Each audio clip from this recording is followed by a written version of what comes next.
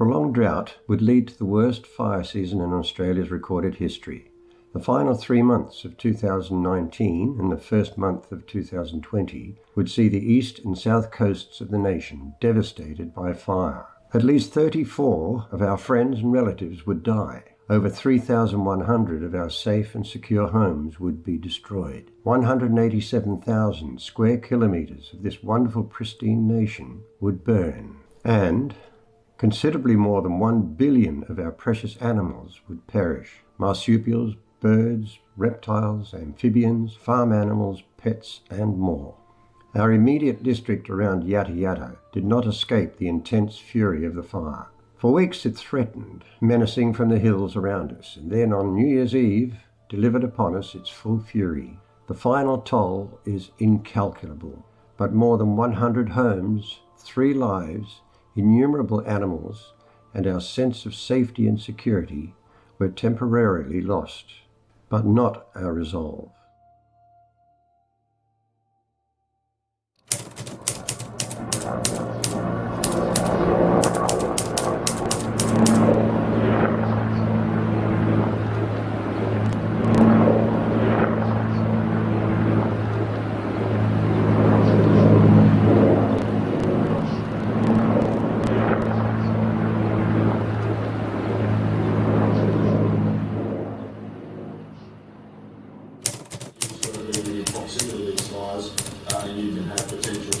The Premier briefed on that threat at RFS headquarters this morning.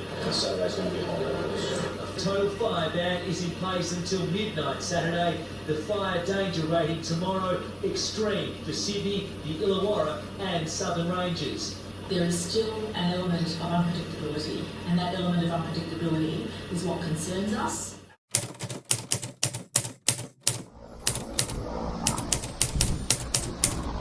Well, it's here, and it's absolutely unbelievable. It just comes out of nowhere. It just jumped a couple of kilometres over to the Yatte Yattah Falls area.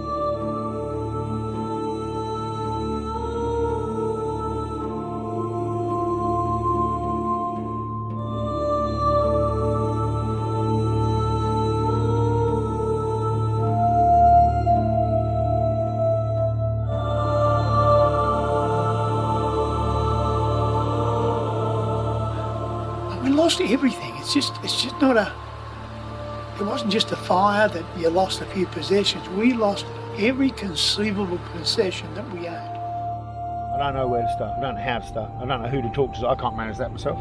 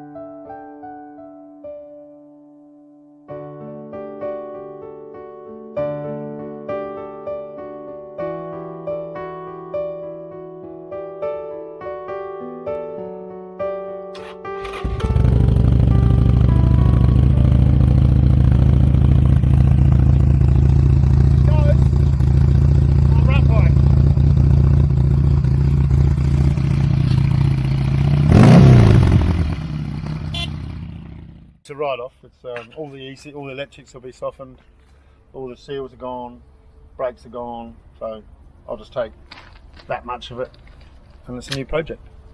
2-story shed that was, probably 30 years old. We've got 1/2-inch steel in that, and that's just melted, as you can see. That's the front wing, just through there, of a 1965 Lambretta. There was only 3 of them in the country, now there's only 2. That's the saddest thing. So I've had that for years. Now it's Cara's business. Although this was the entrance. There's a plastic water tank. It's not that great. See the melted wheels. Intense heat. And there's another. This was another water tank. You can see where the water's gone. See where it's whooshed down the hill. That was 50,000 litres. Tank melted. See you later. Lesson number 7. Don't bother with plastic water tanks. They're a waste of time. Probably the best place for it is an old Kawasaki here. That needs a bit more of a rebuild. And I've got 25 acres of blackness. And nothing. And what gets me is the silence.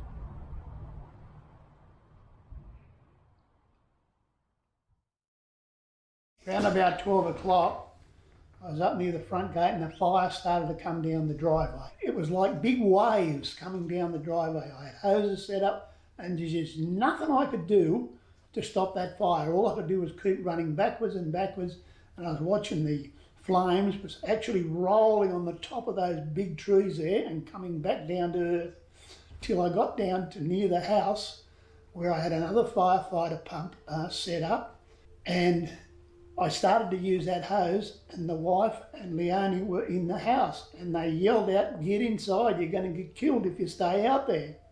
So with that I could see I was almost exhausted. I mean, I just couldn't do any more. So I went to the front door, grabbed the doorknob. It was almost red hot. I couldn't open the door. So I raced out the back of the house where we had a sliding door, and I managed to get in the house. And I sat down on a chair and I just threw my head back and looked up at the ceiling, and the fire was starting to run along all of the ceilings. The whole ceilings were going to collapse. And I said to Lynn and Leonie, I said, "For God's sake, you've got to get out of here and get out of here right now." I said, get out the back door, hop in the car, which they did. They come out the back door, we hopped in the car, and I said, right, if I can drive down through the farm gate and turn into the paddock. I found a patch there where the fire had burned, and we parked there for nearly 55 minutes and just watched the whole place destroyed. There was the shop, the house, our sheds, water tanks, our neighbour's house, the little schoolhouse across the road, which had been there for 100 years, and we just couldn't do a thing. With so many trees damaged by fire, presenting obstacles and risk to the community, work crews quickly began the enormous task of cleaning up. Many trees were still burning up to 2 weeks after New Year's Eve. The task of felling and clearing would eventually require a huge effort over more than a month.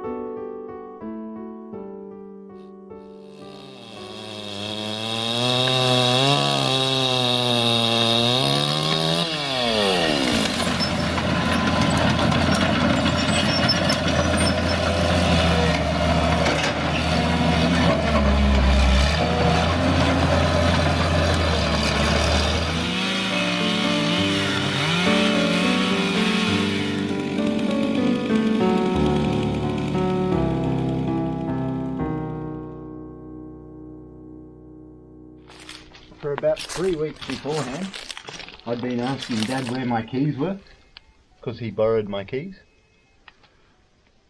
I can see the house key down there on the ground. So it's hiding in there. I should probably take it so that nobody can unlock the house. This part over here is safe. There's no roof over it. There's nothing over it.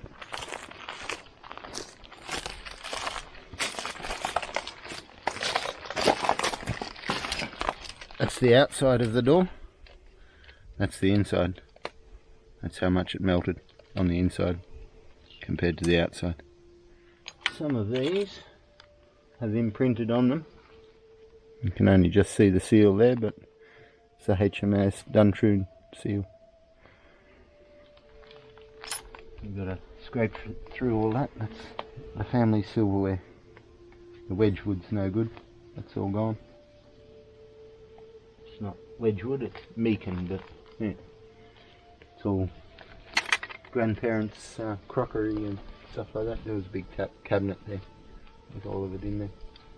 That steel beam is the biggest problem. If that didn't move, we'd be able to get lots of stuff from the kitchen because it's the only ceiling that fell. This is what caused the problem. The ends of this should all be folded upwards, and they're not folded at all. It's hard to tell now because they're all crushed, but there's that much of a gap for embers to go straight up underneath and in. So if you look across the top of the ridge up there, you can see none of it's been folded up in there either, and that's the problem. The aluminium everywhere's all in balls. The steel up there's distorted by a good couple of feet at least, but the Hebel's still holding it all up. And while we're in the car, I said, where are the dogs? I couldn't find the dogs, my beautiful border collie. And I whistled and whistled and whistled, and he eventually come running through the fire. And he come down to the car, and we let him in the car. He was having terrible trouble breathing. At the same time, I said, where's Georgie? This is the young female. We couldn't find her either. And she come trotting down through the fire, and we had her in the car. So we've got 2 dogs, 3 adults, and I had no water to give to my big border collie. Steam was coming out of his mouth, and we had to find water to give him a drink. And I managed to find a container at the back of the shop. I filled it up with water and I brought it down into the car. I tried to revive him, but he was having terrible trouble breathing. And I ran across the road to my neighbour's place. I said, look, you're going to have to help me. And when I was down at my neighbour's place, I literally collapsed on the grass. And by this stage, Lynn come down. I said, look, you're going to have to get these dogs down to vet. There's no way I could help her. There's just no way I could help her. I was exhausted. And she drove the dogs downtown. And while she's away, the neighbour tried to ring an ambulance to come and pick me up. Well, there was no way on God's earth you were going to get an ambulance or anything come anywhere near us because the fires were just so ferocious. So then Lynn had gone to the vet. The lady next door drove me down to the hospital. But anyhow, they done what they could for me to settle me down. Next minute we hear this screaming noise down the hallway, and I said, what is that? By this stage Lynn had come back and given me the bad news that they couldn't save me beautiful boy. And this lady was screaming out. I said, who's that? She said, it's the lady next door. I said, what's happened? A tree had fallen on a little 11-year-old boy, fell across his shoulders, broke his arm, broken ribs, broken leg, broken toes, and displaced his spine. So after they stabilised, they had a special escort and got him up to Nowra along the highway, and he was picked up at Nowra there and flown to Sydney, which he spent nearly 3.5 weeks in the hospital. He's since been released. His brakes are okay. His spine will be okay. It was put in a brace. He will recover, but it's going to take some time for him to fully recover. So he's very lucky. After 8 days without power in the district, work crews descended and amazingly restored electricity supply to some areas within just 48 hours. They replaced around 300 poles and many kilometres of wire.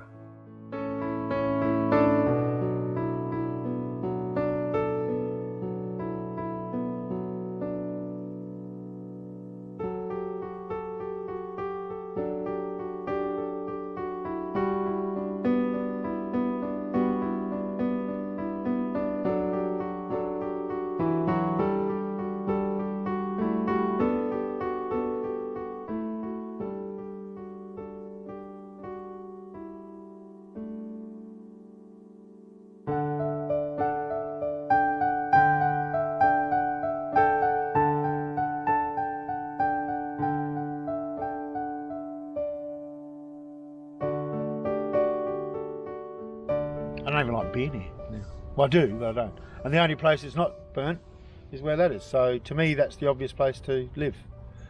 So we're moving back. Lesson learned.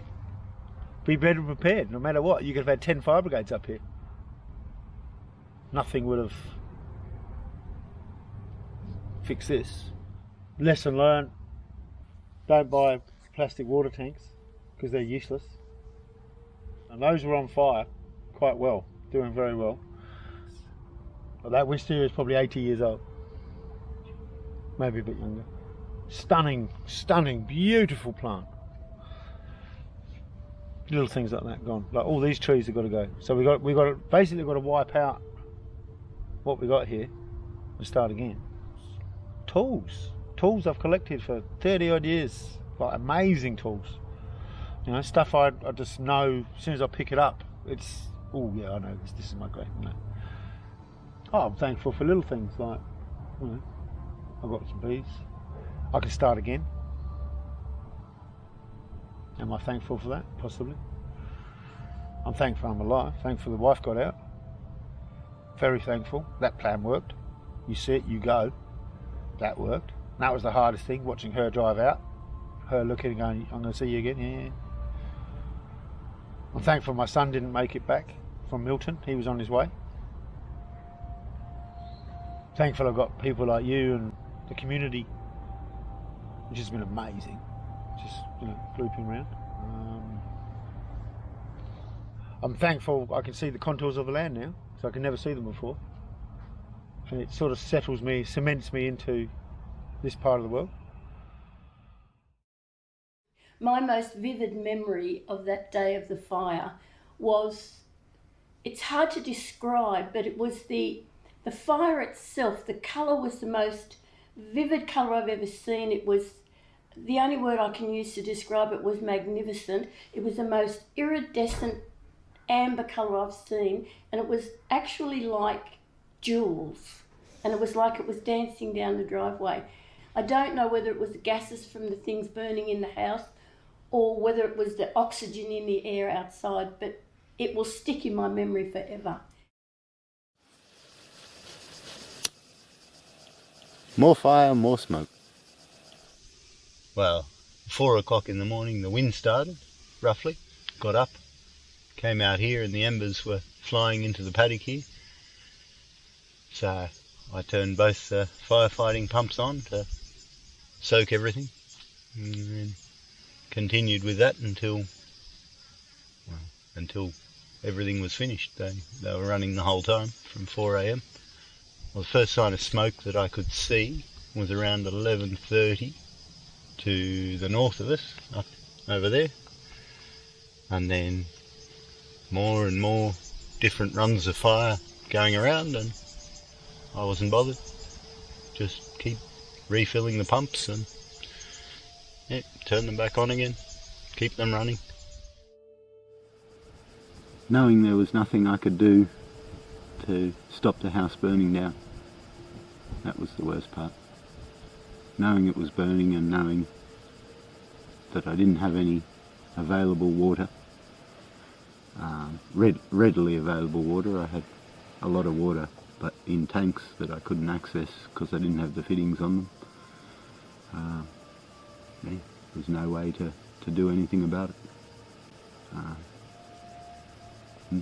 One fire truck here would have saved the house, but we didn't have any of them. An extra couple of fittings on the tanks would have saved the house. A generator may have saved the house, but we didn't have a very good generator to begin with, and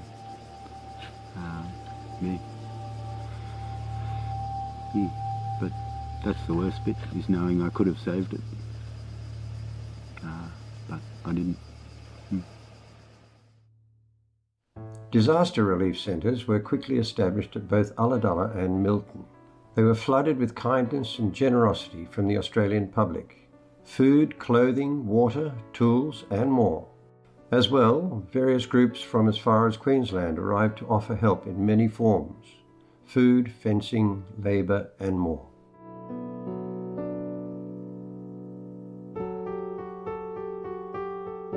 Me and the Hot Wheels stunt team have come down here from Queensland. We came with a truck full of supplies, and we're gonna. For my big sister. You certainly can, but hang on a sec. Can we see how much Hot Wheels cars guys have? That's the last one, and that's a really cool one for your sister.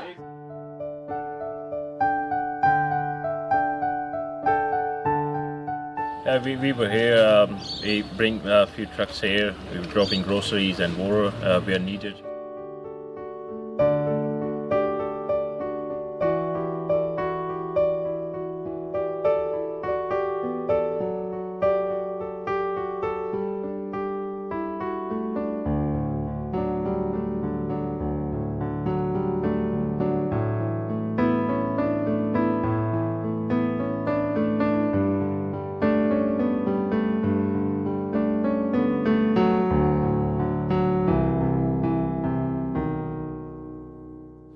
I don't know that we've really come to terms with what we've been through. I think it was an outstanding. It was an event that will take quite some time to distill. I think as a group of people, the level of cooperation and willingness to support one another was outstanding. And frankly, we'd never have come through it without us operating as a cohesive group and communicating from different points to try to understand what we're really confronting. But the great disappointment for me is that there was no support, or very little support, despite it being promised on the preceding days. And then after the event, there was very little support as well. It took many days before anybody paid any particular attention to our needs. And it's a monumental problem. It's not being addressed by governments. It is something that they should have seen coming. And they should be equipped to handle this into the future. So society generally needs to take a long, hard look at itself and decide, what it wants out of government, and make it pretty clear next time they get the opportunity to express that view, what they want and the kind of response we expect from this significant issue of climate change. We've totally lost every single thing we own. I mean everything. We've lost the nursery, we've lost the cafe, we've lost the magnificent bonsai collection I had, we've lost our home, our big farm shed, big water tanks, the 2 water pumps that were pumping water up from the dam are all absolutely totally destroyed. And people are now asking, what does the future hold for you? I said, well look, I'm at the stage where I'm over 80 now. I can't see this site being cleaned up within the next 6 months or so. And by the time we rebuild, and we will certainly rebuild our home there because we like the place, contrary to the fire. The nursery, I doubt it, I said, because I'll divorce him if he does. Because by the time the house is built, I'll certainly be in my mid-80s, and I reckon I'll be just too bloody old to be starting up a nursery.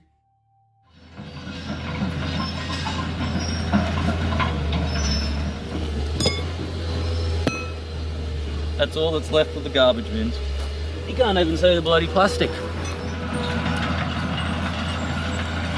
They were there.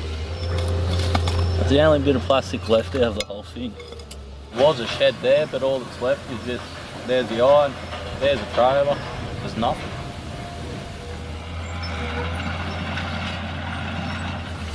Shows you how hot it was. I don't think it's as hot as school anymore.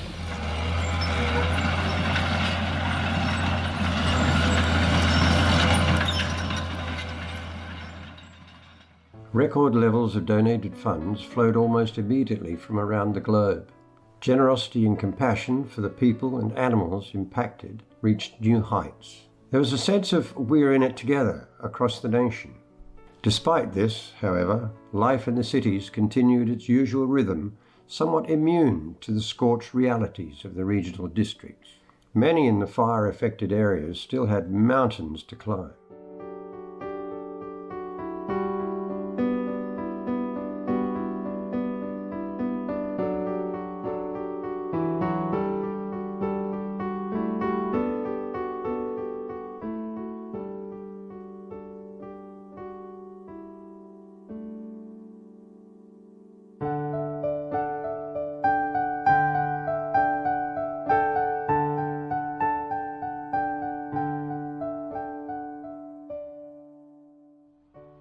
I just don't understand why it stopped. I really don't.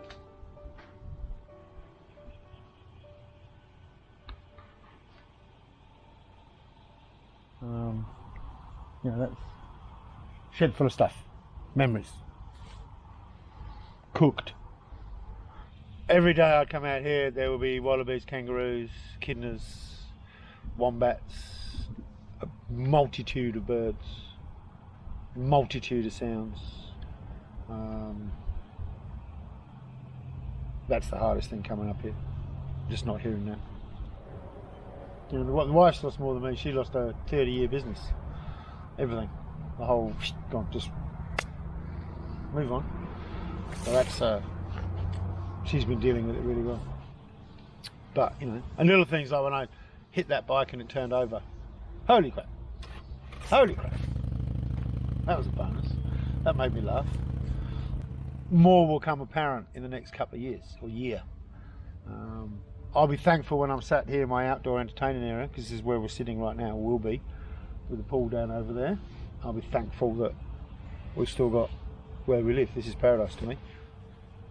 It's always positive, and it's only my imagination that stops it. You know, when I was 11, I had a postcard of Sydney Harbour on my door in England, above my light switch. So every time I turned my light on and off, I saw Sydney Harbour. I knew I'd end up in Sydney. I didn't know how, didn't know when, but I knew I would. This again, it's like I said, we were here 20 minutes. We saw this place. We knew. I saw scope. We saw scope straight away. This is just a minor kick in the nuts, but we'll recover from that. We're still living. We're still breathing. Still got a house. Still got friends. You know? We're talking about positivity and thankful. We're going to get a lot of orchids come out. Chocolate orchids. Different flavoured orchids are going to start popping out because they only live in the ground when there's been intense heat, and they've sit in the ground for 40 years, the seeds. So I'm waiting for that to happen. I'm waiting for the regrowth on the trees. The thing that worries me the most is Frank goes up there day after day after day, sitting in that rubble, and I don't know what goes through his head. Oh, you go up there, you try to work out exactly what you're going to do, which item you have to attack first. And it's very, very difficult to do anything because of the destruction. We can't do anything where the nursery was, but the rubble's still there and has to be legally removed. Same with the house, it has to be legally removed. And if it was a blank canvas where it was just a paddock, you could sit down and start planning exactly where everything's going to go. Like him sitting up there in that rubble, to me, I feel he's focused on what we've lost. Once it's all cleaned, I think there's a positive that you're looking forward to what you're going to have. Oh, there certainly will be. Yeah. So I'm hoping that we'll have something better. Hopefully. Yeah, hopefully. I don't know how it can be better, but...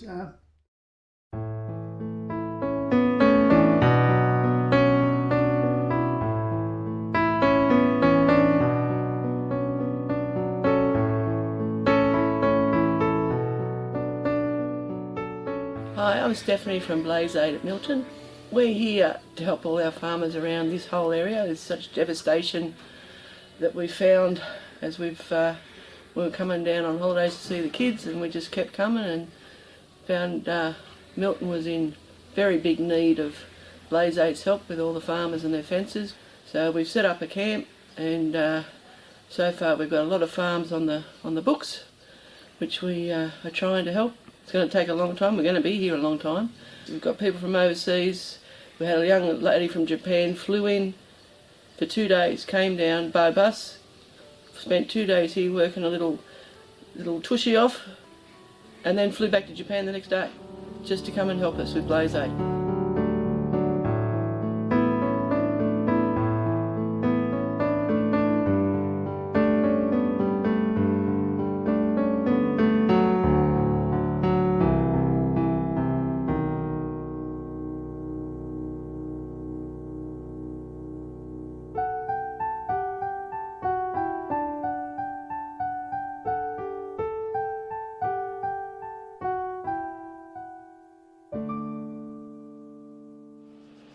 Not a whole lot to be learnt from this, really. in terms of us, we had everything sorted. Should have all been good. A minor problem, and that caused all of this, but the future, I don't know what Mum and Dad are going to do. That's their choice, whether they build again or sell or what they're going to do. That's up to them. Very little assistance from any of the community or the government sort of assistance. None of that. At some point it might come, but not going to happen in a hurry.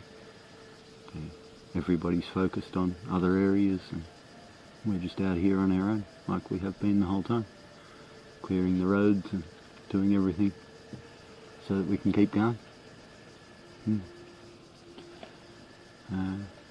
So, we'll wait and see.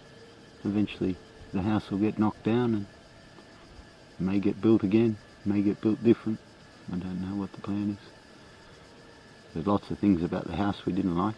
It was designed differently in the beginning, and then got renovated to be slightly better, but the changing needs over 30 years, I guess. So if it gets built again, it'll be built differently again, but still out of the same materials. It all did what it was supposed to do. And as you see from the footage, there's no flame impact anywhere from the outside of it. It all came from the inside, so yeah, very happy with that, and all the systems we built to stop fire actually impacting it worked perfectly, which is why we're still sitting on a wooden table outside. By mid-February, the weather outlook improved, with a significant rain event forecast. The skies gradually darkened. When the rains arrived, they arrived in force, with Yatte Yattah receiving over 450 millimetres. Nature then deployed its special magic. Trees and grasses sprouted, and before long the district was carpeted in green, a welcome change from black. Water was flowing into tanks, creeks and ponds, and the world was a better place. The drought was over.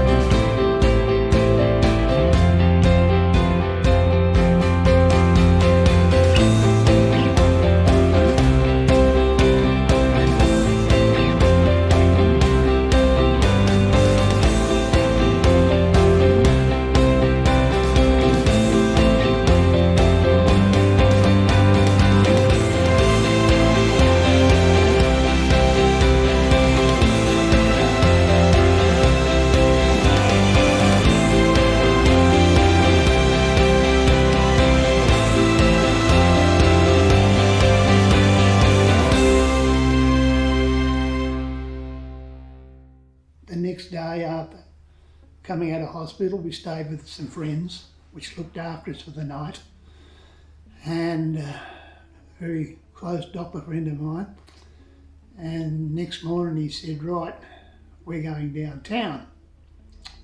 So I went downtown with a pair of burnt boots, burnt jeans and holes in my shirt, and we went straight down to the menswear store, and the fellow that owns the menswear store, he looked at me and said, oh geez, he said, you are in a mess, aren't you?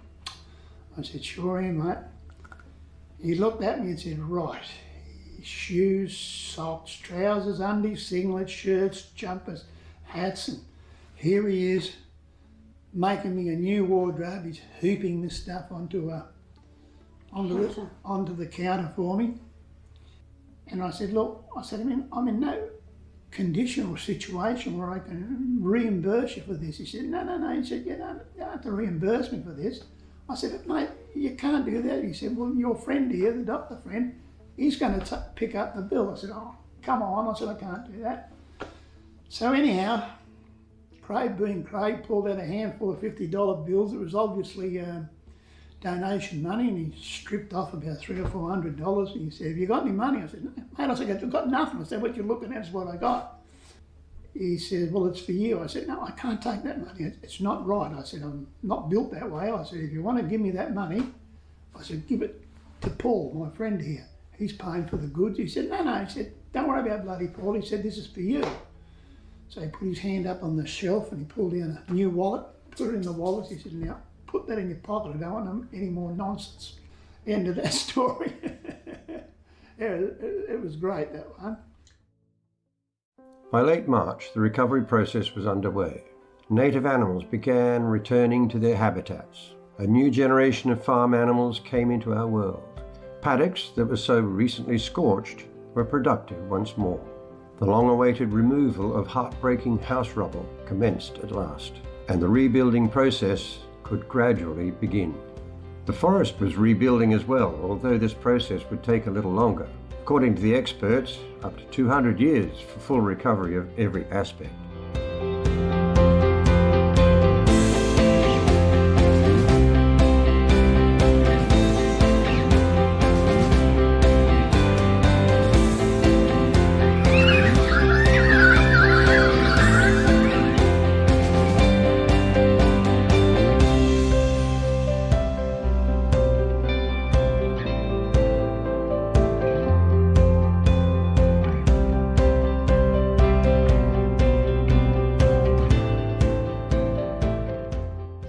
Encouraging news. Residents in Conjola Park and Lake Conjola in the Shoalhaven are finally getting the clean-up they've been pleading for. Almost 90 sites are being cleared of debris in a massive operation. It's Australia's largest natural disaster and it's a massive recovery project.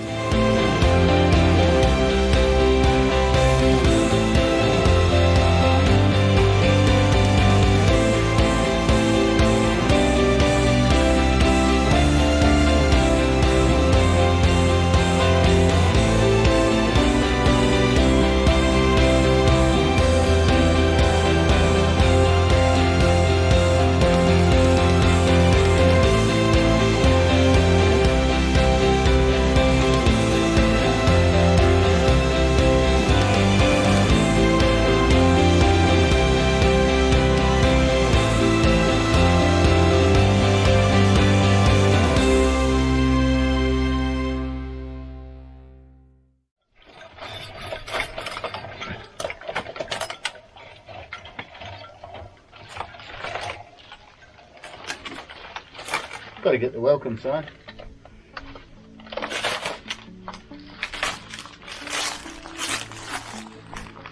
Hang that next to the asbestos sign.